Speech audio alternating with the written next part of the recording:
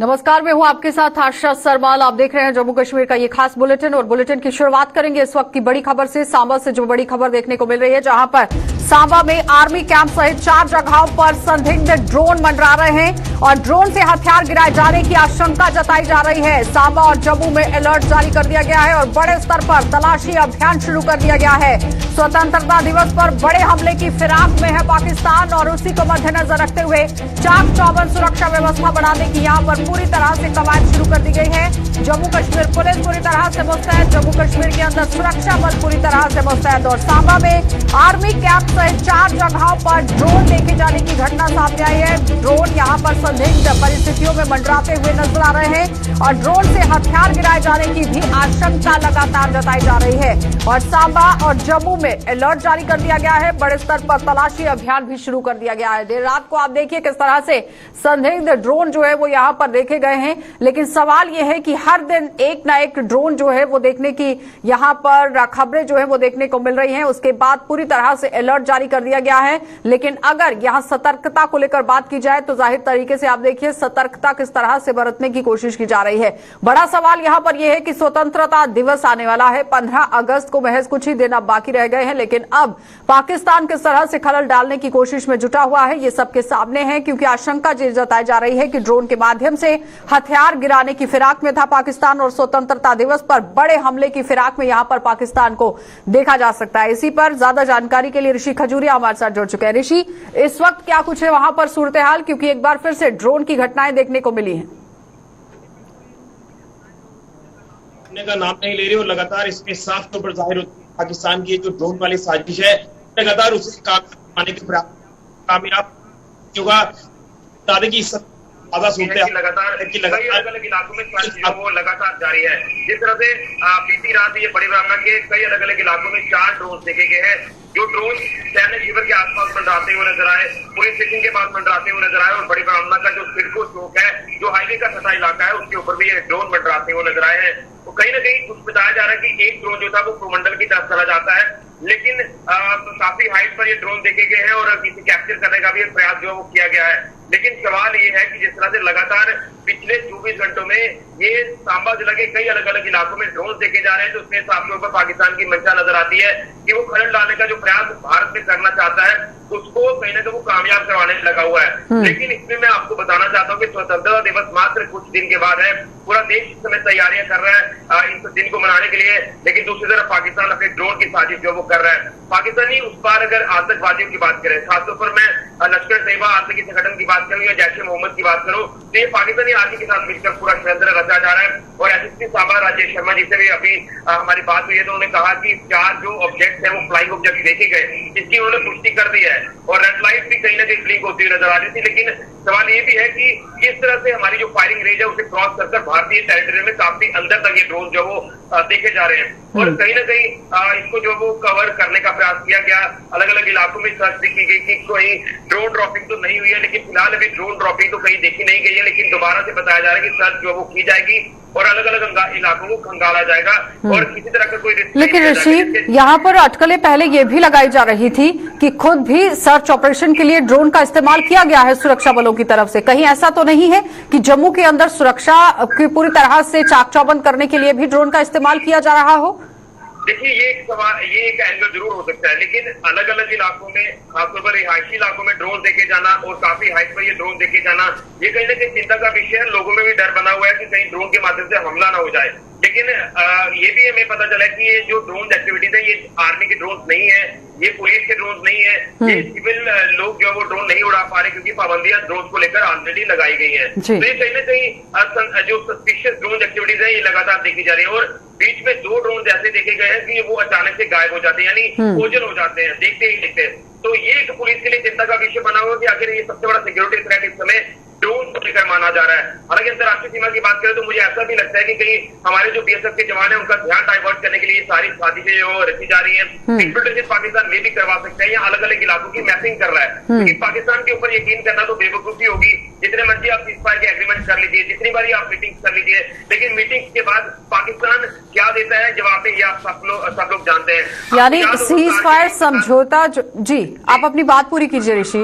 आपको याद होगा कि जब कारगिल युद्ध हुआ था उससे पहले जो लाहौर बस सर्विस शुरू की गई थी अटल बिहारी वाजपेयी जी की तरफ से, उस समय प्रधानमंत्री थे वो, तो उसके बाद क्या दिया बदले में पाकिस्तान ने? राहे मिलन के बदले में क्या मिला था ये सबको पता है। और ट्रेडर्स भी जब यहाँ पर शुरू किया गया था, आदान प्रदान जब हुआ था, जब काम भी शुरू किए गए थे रोजगार को मद्देनजर रखते हुए, लेकिन उस वक्त भी पाकिस्तान ने किस तरह से वार किया था ये सब जानते हैं ऋषि। लेकिन सवाल यहाँ पर यह है कि जिस तरह से आए दिन देखे जा रहा है कि ड्रोन यहाँ पर पहुंच रहे हैं, क्या लगता है कि महज ये एक रैकी है, या फिर जिस तरह आपने खुद ही कह दिया है कि हमारे सुरक्षा बलों का कहीं ना कहीं ध्यान भटकाने की कोशिश हो रही है और फेंसिंग के नीचे से पाकिस्तान किसी बड़ी घटना को अंजाम देने की फिराक में है?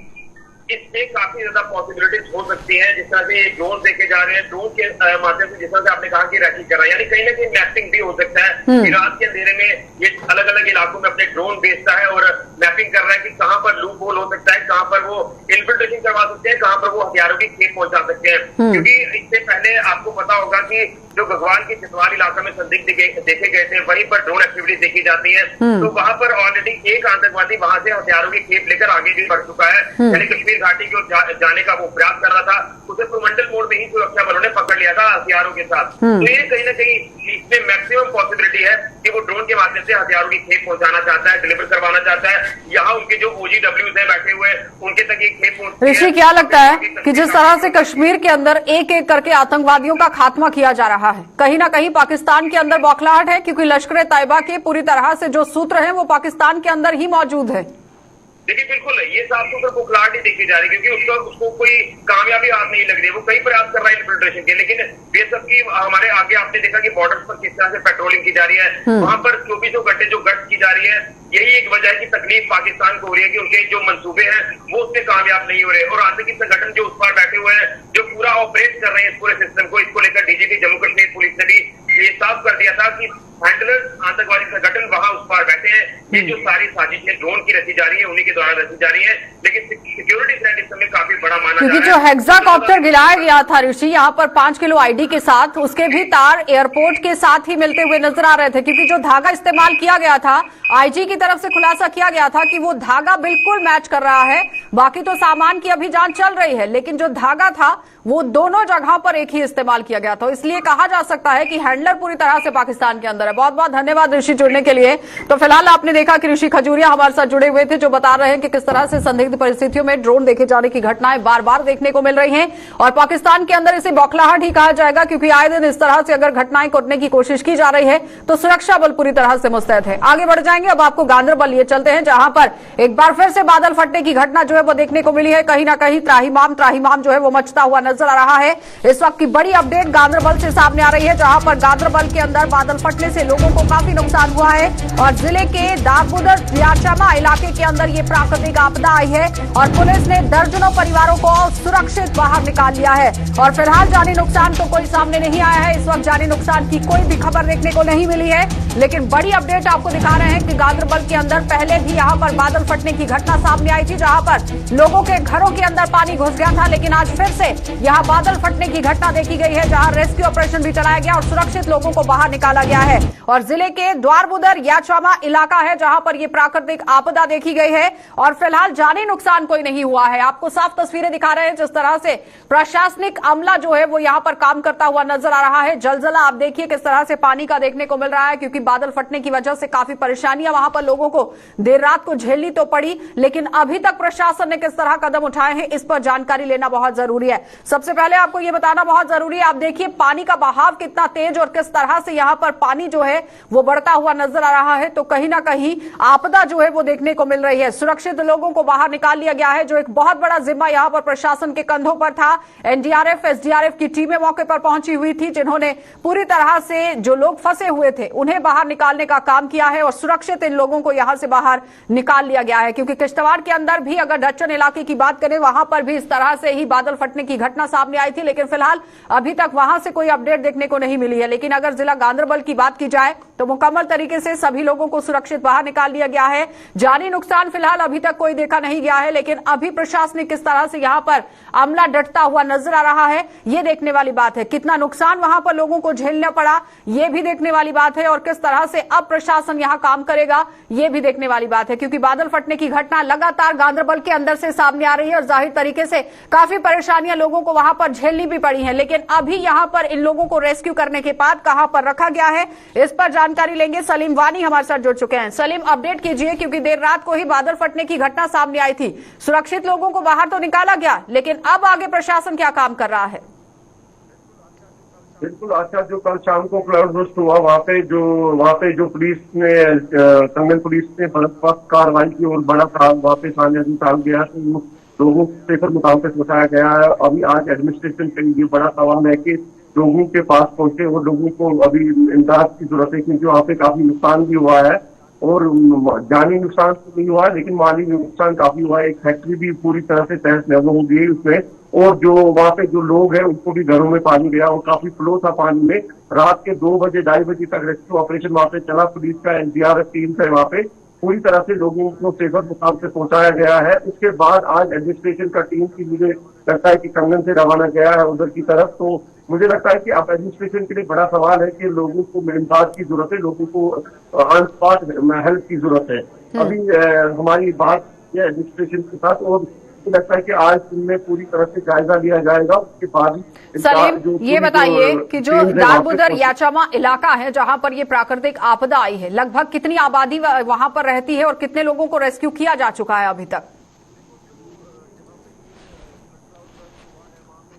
30 घर वहाँ पे उसके साइड में रहते, आधे इधर से रहते थे, आधे इधर से रहते थे, उनको रेस्क्यू किया गया है। और जो दूर किया गया है और जो दूर करीबन आधा किलोमीटर 1 किलोमीटर दूर जो उसके नजदीकी गाँव है, उधर वहाँ पे मुकाम पे पहुंचाया गया है। जितने भी घर उसके नजदीक मुकाम, मुझे लगता है 10 से 15 घर को नुकसान हुआ है और वहाँ पे पानी गया है। वहाँ गाँव खाने जो गाँव वाले लोग होते हैं उनके पास बेड भी होते हैं, पत्तियां भी होती है, सबको चारों को नुकसान पहुंचा है। आने जाऊँ देखने की जरूरत है एडमिनिस्ट्रेशन को, वहाँ पे कितने तरह से वहां पर अभी मुआयना के लिए लोग पहुंचे हैं, यानी प्रशासनिक अमला वहां पर पहुंचा है पूरी तरह से जांच पड़ताल करने के लिए कि कितना कितना नुकसान लोगों को वहां पर हो गया है इस वक्त तक? देखो आशा जी, वो चीज है कि मतलब आज जो रात सुबह जब टीम वहाँ पे पहुंचा है कि अभी जो तहसीलदार गुंड है वो भी वहाँ पे पहुंचा है कि उसके साथ जो कंसर्न एसडीआरएफ टीम है, अब इसमें मुझे लगता है 1 दिन का वक्फा लगता है कि पूरी तरह से इसको जायजा लिया जाएगा और उसके बाद ही इनको इमदाद का दिया जाएगा। तो फिलहाल आपने देखा कि सलीम वानी हमारे साथ जुड़े हुए थे गांधरबल से, जो हमें पूरी रिपोर्ट दे रहे हैं कि किस तरह से वहां पर बादल फटने की घटना देखने को मिली है। लेकिन अभी तक प्रशासनिक अमला वहां पर पहुंचा हुआ है। अभी पूरी तरह से मुआयना करने की कोशिश की जा रही है, जायजा लेने की कोशिश की जा रही है कि आखिर पता लगाया जाए कि कहां पर कितना नुकसान इस वक्त तक झेलना पड़ रहा है। और आगे बढ़ जाएंगे। अब आपको जिला किश्तवाड़ लेकर जाना बहुत जरूरी है, क्योंकि जिला किश्तवाड़ के अंदर पिछले 5 दिन से आज 6ठा दिन है लगातार वहां पर किस तरह से यहां पर सूरत हाल बने हैं वो जान लेते हैं। किश्तवाड़ में हुंजर तक मिशनरी नहीं पहुंचने से बाधित हो रहा है अभियान, और आजादी के 75 सालों के बाद भी डूंगरू के आगे यहां सड़क मार्ग नहीं बन पाया है। एनडीआरएफ और एसडीआरएफ को अभी तक कोई भी सफलता हाथ मिलती हुई नजर नहीं आई।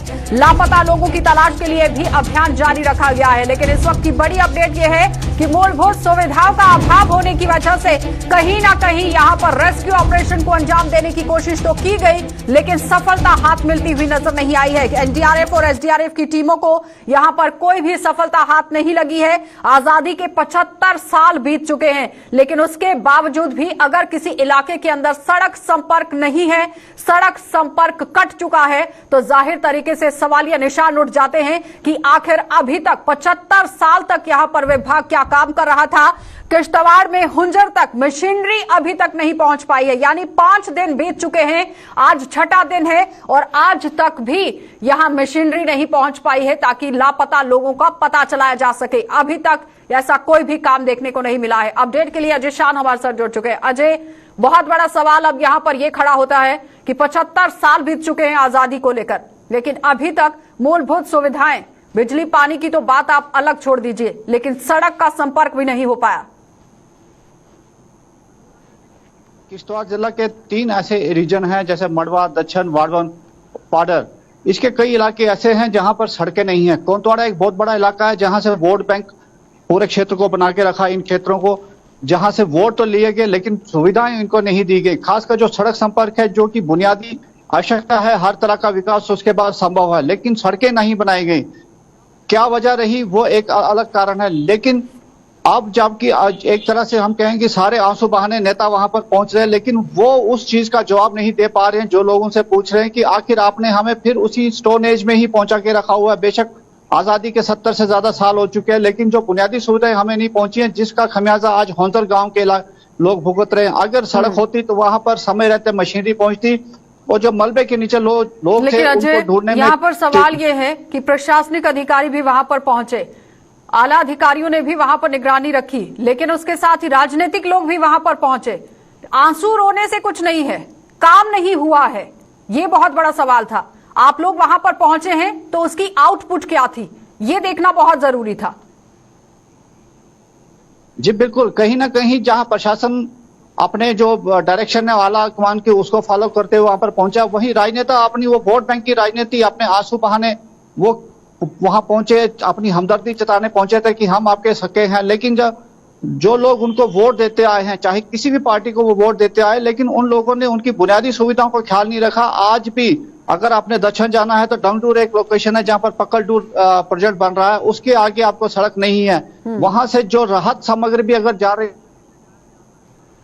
लेकर जाया जा रहा है तो बड़ी दिक्कत कहीं ना कहीं सड़क की वजह से आ रही है। और जो 19 लोग लापता हैं उनको ढूंढने में दिक्कतें इतनी आ रही हैं कि लोग जो सीमित संसाधन है वहां से उसका इस्तेमाल करते हुए काम करते हुए नजर आ रहे हैं। जैसे हम विजुअल भी करें, राजनीतिक लोगों की बात करें, चॉपर लिया, आप पहुंच गए और आपने जाकर वहां पर लोगों को अपने गले से लगा लिया, लेकिन जो लापता लोग हैं उनका अभी तक पता नहीं चल पाया। अगर सड़क संपर्क होती तो जाहिर तरीके से मशीनरी वहां पर पहुंची होती और आज उन लोगों का पता चलाया जाता और शायद वो लोग आज तक वापस भी लौटकर आए होते, लेकिन मशीनरी ही नहीं पहुंची, जिसकी वजह से 19 लोग अभी भी लापता चल रहे हैं। जी बिल्कुल आशा, देखिए जब भी आपने वोट मांगने देखा होगा कि वोट मांगने के लिए चॉपर हायर किए जाते हैं नेता द्वारा और जहां संभव नहीं है वहां पर लैंडिंग करवाई जाती है। लेकिन अगर आम लोगों को पैदल चलने के लिए रास्ता नहीं नसीब हो रहा है, उनके लिए जो बुनियादी सुविधाएं नसीब नहीं हो रही हैं, तो इस डेमोक्रेसी में कहीं ना कहीं जो उनके हकूक हैं, जो उनके अधिकार हैं, उनको हितों का हनन हुआ है। ये पूरी तस्वीर हमें हंजड़ के हादसे के बाद इस क्षेत्र में सामने नजर आ रही है। हालांकि यहाँ के लोग बार बार पहले भी हादसे से पहले बोलते रहे कि यहाँ पर इस तरह के काम होने चाहिए, सड़कें होनी चाहिए। 70 साल हो गए हैं, आजादी से अधिक समय हो गया, लेकिन सड़कें इनको नसीब नहीं हुई हैं, जिस वजह से यहाँ पर करप्शन का लेवल इतना है कि जब आरडीडी के भी काम हो रहे हैं उस पर भी कहीं ना कहीं सवालिया निशान खड़े हो गए हैं। तो कुल मिला के जो सरकारों ने, पिछले सरकारों ने क्या किया है उसको कोसा जा रहा है और उसका खमियाजा आज की सरकार को भुगतना पड़ रहा है। कल की सरकार 75 सालों में पता नहीं कितनी सरकारें आई हैं और कितनी चली गई हैं, लेकिन जिला किश्तवाड़ के अंदर अगर दूर दराज के इलाके की बात करें, सड़क संपर्क नहीं बना पाए राजनीतिक लोग, तो जाहिर तरीके से वो क्या काम कर रहे थे ग्राउंड पर, ये बहुत बड़ा सवाल है। अजय, बहुत बहुत धन्यवाद जुड़ने के लिए। तो फिलहाल आपने देखा कि अजय शान हमारे साथ जुड़े हुए थे, जो बता रहे हैं कि सड़क संपर्क नहीं होने की वजह से कहीं ना कहीं रेस्क्यू ऑपरेशन यहां सफल नहीं हुआ है। एनडीआरएफ और एसडीआरएफ की टीम को यहां पर काम पर तो लगाया गया, लेकिन फायदा क्या? जब तक कोई फायदा ही हाथ नहीं लगा तो काम करने का क्या मतलब बन रहा था, ये बहुत बड़ा सवाल है। आगे बढ़ जाएंगे, जिला राजौरी आपको लिए चलते हैं, क्योंकि मुगल रोड के हवाले से बड़ी खबर देखने को मिल रही है, जहां पर एक बार फिर से यातायात को बहाल कर दिया गया है। घंटों बंद रहे ऐतिहासिक मुगल रोड पर फिर से यातायात शुरू हो गया है और आज सुबह पोशादा में लैंडस्लाइडिंग के कारण ये मुगल रोड बंद हुआ था। रास्ता साफ होने पर गाड़ियों की आवाजाही को यहां शुरू कर दिया गया है। इस वक्त की बड़ी अपडेट आपको दिखा रहे हैं कि किस तरह से भूस्खलन की घटना वहां पर देखने को मिलती है, लेकिन उसके बाद ही घंटों बंद रहे ऐतिहासिक मुगल रोड पर फिर से यातायात को बहाल कर दिया गया है।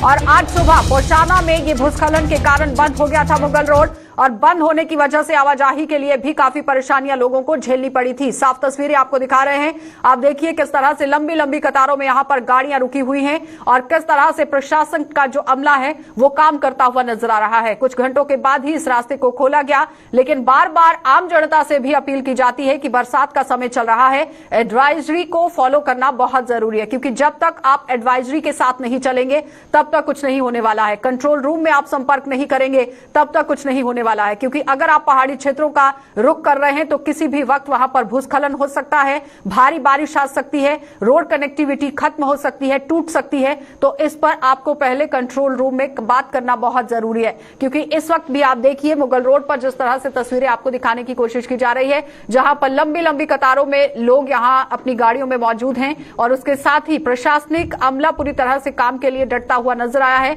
कई घंटों के बाद ही इस रास्ते को खोला गया है। जमशेद मलिक हमारे साथ जुड़ चुके हैं। जमशेद, क्या कुछ है इस वक्त अपडेट वहां पर? जी बिल्कुल, अभी ताजा खबर जो हमारे पास आ रही है कि गाड़ियों की यातायात के लिए इस रोड को खोल दिया गया, मगर आज सुबह से ही यहाँ काफी लैंडस्लाइडिंग का सिलसिला देखने को मिला था पुशाना के पास। उसके बाद गाड़ियों की आवाजाही के बंद कर दी गई थी और सड़क को साफ करने का काम शुरू कर दिया गया था। लगभग 4 घंटे बंद रहने के बाद अब इस सड़क को खोल दिया गया और अब गाड़ियों की आवाजाही बहाल कर दी। हालांकि अगर हम ये कहें कि 5 जुलाई के बाद जब इसको हर एक तरह की गाड़ियों के आमदोरफ्तों के लिए खोल दिया गया था, उसके बाद लगातार ही अगर प्रशासन की बात करें, प्रशासन की तरफ से पूरी मशीनरी जो मुगल रोड पर लगाई गई है कि कहीं भी अगर लैंडस्लाइडिंग होती है तो पूरी उसको साफ किया जाए। किसी वजह से आज ये रोड जल्दी साफ हो गई है। मतलब बहुत ज्यादा स्लाइडिंग आज पुशाना के नजदीक हुई थी, जहाँ काफी गाड़ियां देखने फंसी हुई और अब गाड़ियों की आवाजाही बहाल कर दी।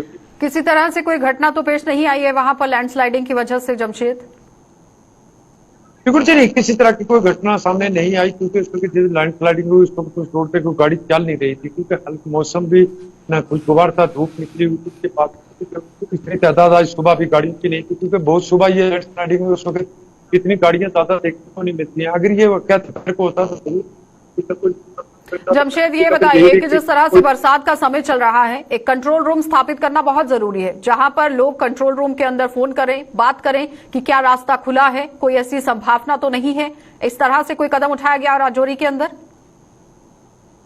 जी बिल्कुल, अगर ये कहें कि इस इलाके से अगर कोई आदमी फंस जाता है या किसी को कोई परेशानी आती है, चाहे वो राजौरी का हो, वो किसी से संपर्क नहीं कर पाता है, क्योंकि कारण यही है कि सिर्फ एक ऐसी जगह पुशाना ही है जहां फोन चलता है। उसके बाद इस पूरे मुगल रोड में कहीं भी फोन की फैसिलिटी नहीं दस्तियाब है, जिस कारण लोगों को भी काफी परेशानी हो रही है और लोगों की तरफ से बड़ी अरसा से मांग भी की जा रही है। जैसी ये रोड है, इसको लेके इस पूरी रोड पे मोबाइल फैसिलिटी जरूर होनी चाहिए, क्योंकि ताकि लोग किसी मुश्किल में राब्ता कर सके। सिर्फ पुशाना ही एक ऐसी जगह है जहां किसी फोन चल पाता है और इसके अलावा कहीं फोन नहीं चल पाता। हालांकि प्रशासन इससे लेके पुशाना से जरूर संपर्क में रहता है, क्योंकि ऐसी चीज होती है तो पुशाना से कन्वे जरूर किया जाता है, मगर आगे इसके अलावा बात करें हम तो कहीं भी फोन फैसिलिटी इसमें नहीं मिल सकती। फोन की कनेक्टिविटी नहीं है, पब्लिक बूथ्स बनाए जाने चाहिए थे वो भी नहीं है, कंट्रोल रूम नहीं है, तो कहीं ना कहीं खामियाजा आम लोगों को भुगतना पड़ता है और उन लोगों को भुगतना पड़ता है जो इस रास्ते का इस्तेमाल करते हैं। लेकिन इस वक्त अगर रास्ते को खोल दिया गया है, क्या सारी गाड़ियों को निकाल दिया गया या पूरी तरह से रास्ते को क्लियर कर दिया गया है या सिर्फ एक तरफा रास्ते को खोला गया है? जमशेद बिल्कुल जी, पूरी तरह रास्ते को साफ कर दिया गया। मैं जिस तरह पहले ही बताया कि अगर बफलियात से या चंदीमठ से लेके पीर की गली तक मशीनरी पहले ही खड़ी की गई है कि अगर, क्योंकि यही सबसे डेंजरस जोन है जहां सबसे ज्यादा लैंडस्लाइडिंग होती है, उसको देखते हुए प्रशासन की तरफ से पहले ही वहां मशीनरी रखी गई है और जब भी लैंडस्लाइडिंग का सिलसिला कहीं सामने आता है तो उसको जल्द ही साफ कर दिया जाता है। चलिए जमशेद, बहुत बहुत धन्यवाद गाड़ियों को बहाल जुड़ने के लिए। तो फिलहाल आपने देखा कि जमशेद मलिक हमारे साथ जुड़े हुए थे, जो बता रहे हैं कि प्रशासनिक अमला पूरी तरह से काम करता हुआ नजर आ रहा है। मशीनरी को रास्ते में ही खड़ा कर रखा गया है कि अगर कभी भी कहीं पर भी लैंडस्लाइडिंग होती है तो उसके बाद किस तरह से यहां पर काम होगा, ये देखने वाली बात है। प्रशासन पूरी तरह से यहां पर कमर कसते हुए नजर आ रहा है। आगे बढ़ जाएंगे। कुछ दिन पहले भारी बारिश के दौरान किश्तवाड़ में बादल फटने के बाद ही हादसे में लापता हुए लोगों और इसके साथ ही कुछ दिन पहले जिला रामबन के महाड़ इलाके में हुए सड़क हादसे में लापता हुए लोगों की तलाश के लिए रियासी में चेनाब दरिया में अभियान चलाया जा रहा है। और बताते चले कि रामबन में सड़क दुर्घटना में एक ही परिवार के 4 लोग चेनाब दरिया में समा गए थे, जिसमें एसआई राकेश कुमार की पत्नी आशा रानी का शव चेनाब दरिया से बरामद हुआ था। वहीं एसआई राकेश कुमार और उनके 2 बच्चे अभी तक लापता हैं। रविवार को दरिया चेनाब के निकट यहां पर जो गांव चंका है, इससे लापता लोगों की खोज के लिए अभियान चलाया गया, जिसमें पुलिस पार्टी के साथ सरपंच और ब्लॉक चेयरमैन भी मौजूद रहे। केवल सिंह सरपंच बोल रहा हूँ। आज हमने यहाँ चिनका एरिया में आपने देखा कि हमने पूरा सर्च किया डैम में, जो ये झील है हमारी अपने डैम से ऊपर, और चिनका एरिया में, और आपका ये सलाल का एरिया और नासकंथान का एरिया। एसएचओ साहब साथ थे, चेयरमैन साहब साथ थे, कुछ संजीव सिंह लड़का सोशल वर्कर और एक सुनील लड़का, सारे हम इकट्ठे थे। क्योंकि आज सुबह जब मैं उठा घर के बाहर तो मैंने देखा कुछ चीलें और कौवे, इस बीच जो पोर्शन है आपने देखा होगा बीच में कुछ वो उधर बैठ रहे थे। मुझे एक शक हुआ कि जो लोग वहाँ से जो एक्सीडेंट हुआ था जिसमें 4 लोग एक फैमिली के थे, जो आपका किश्तवाड़ में हुआ था, जो लोग उसमें बादल फटने की वजह से दब गए थे, कुछ दरिया में बह गए थे। इसी तरह आज हमने पूरा, मुझे देख रहे हो कि पूरा मैंने पानी में, आपने देखा होगा, मैंने हर जगह पे घास में देखा और किनारे पे हम सारा चेक किया। मुझे लगता है कि एक पहले भी वहाँ पे एक्सीडेंट हुआ था, 10-11 दिन के बाद डेड बॉडी इसी एरिया में आई। आपने देखा, आपका पांगी पाउडर हो, आपका किश्तवाड़ हो, आपका रामबन हो, जहाँ वहाँ भी जितने एक्सीडेंट होते हैं सारा इस एरिया में, आपके कंथान ब्रिज से लेके चिनका एरिया और थनबाल एरिया, नास के एरिया में डेड बॉडियाँ लगती हैं। इस एरिया में जहाँ हम अभी गए थे, इस एरिया में हमें कुछ चील कबे पड़ते दिखाई दिए, तो हमें डाउट हो गया कि भाई जहाँ जरूर कोई ना कोई डेड बॉडी लगी होगी। तो हमने पुलिस को इन्फॉर्म किया। तो SHO साहब तो 3-4 दिन से वो तो ऑलरेडी वो एंगेज हैं, वो सर्च कर रहे हैं दरिया के किनारे किनारे। तो उन्होंने SHO साहब भी आए, हमारे कुछ तैराक जो तैरने वाले हैं वो भी हमारे साथ थे। तो मैं भी गया, मैं भी तैरना जानता हूँ। हमने जैकेट्स वगैरह, लाइफ जैकेट्स वगैरह डालकर हम मोटर बोट में गए और इस एरिया को हमने पूरा सर्च किया, क्योंकि जहाँ आशंका रहती है कि कोई भी चीज़ आएगी जहाँ इन झाड़ियों में फंस सकती है। लेकिन आज जो हमने कोशिश की, बारिश भी आई, हमें कुछ नहीं मिला, लेकिन हमारी कोशिश जारी रहेगी। हम इसको कल भी, अगर मौसम साफ रहा, कल भी हम तलाश करेंगे। जब तक उनकी डेड बॉडीज वगैरह नहीं मिलती है तब तक हमारी ये कोशिश है। तो जम्मू में इस बार स्वतंत्रता दिवस का मुख्य समारोह परेड ग्राउंड के बजाय MEM स्टेडियम में आयोजित किए जाने की योजना है, जिसको लेकर प्रशासन द्वारा स्टेडियम में सुरक्षा के कड़े बंदोबस्त कर दिए जा रहे हैं और स्टेडियम के आसपास की सुरक्षा व्यवस्था को बढ़ा दिया गया है। इसके अलावा स्टेडियम में स्वतंत्रता दिवस समारोह की तैयारियां भी शुरू कर दी गई हैं।